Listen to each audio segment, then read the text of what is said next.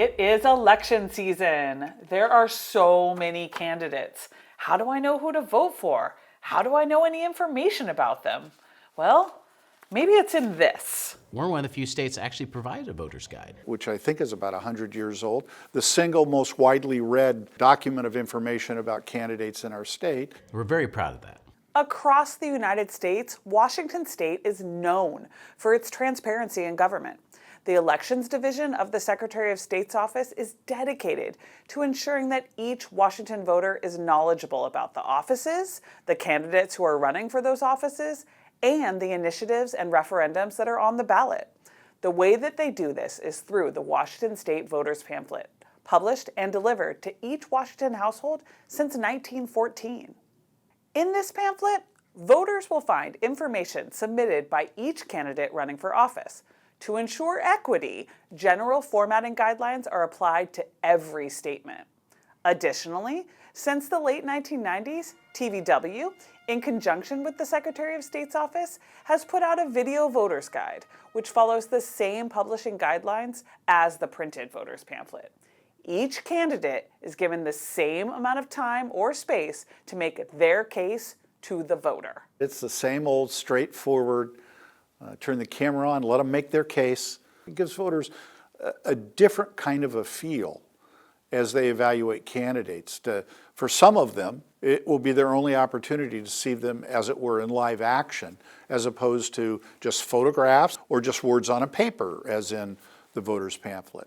The Voters Pamphlet and the Video Voter's Guide is a chance for candidates to provide their statement of beliefs in their own words directly to the voter. So people can write whatever they want? Do they at least correct typos? Well, no. So it is up to them to make sure they get everything correctly. So my advice to a candidate out there is get a friend who's really good at grammar. Otherwise, it's going to be very embarrassing for you when you misspell your own name. That has happened in the past, and sometimes on rare moments, somebody will catch that, and then they're told, hey, look, your name is kind of messed up by something, and then we can correct it, but you got to do it before the deadline. So typos aren't corrected in the voter's pamphlet, and the candidates get to pick their own unedited take for the video voter's guide. So any errors I find are the responsibility of the candidate. But what if people are deliberately trying to mislead the voter with false claims? That's free speech. We do not fact check our candidate statements. They are printed exactly as submitted. We do check to make sure that they meet the rules. They can't go over a word limit, and they cannot use obscenity.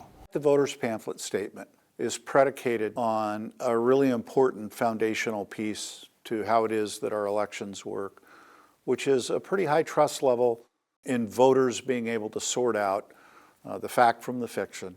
When it comes down to it, it can be a slippery slope when the government decides what a candidate can or cannot say in an election.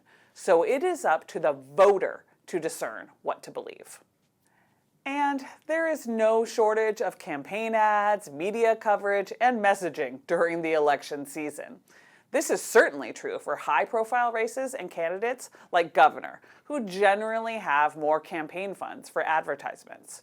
But what about the smaller races, further down on the ballot?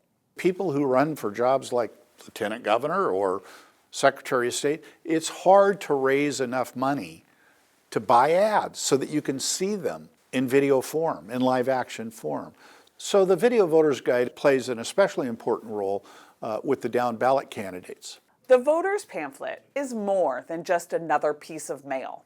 The pamphlet, along with the Video Voter's Guide, is important not just for the candidates, who all equally have the opportunity to deliver their unedited message to the people, but it is also an incredibly valuable tool for the voter, who now has access to all the candidates and their statement of beliefs, regardless of how many ads they can buy and how much media coverage they have received. Very equitable in that way, and then the voter has their job to do.